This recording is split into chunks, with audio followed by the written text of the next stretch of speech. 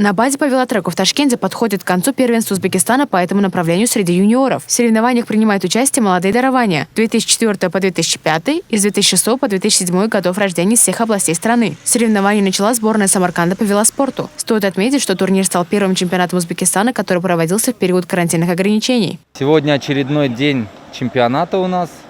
Проходит у нас чемпионат на треке. Сегодня командная гонка и командный спринт. Это у девушек и у младших девушек. Выступают здесь только две категории: юноши и младшие юноши.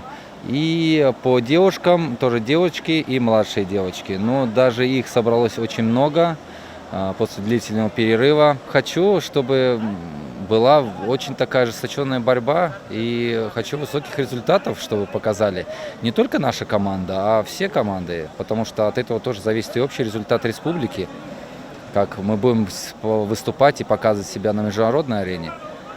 Поэтому ожидаю хороших результатов.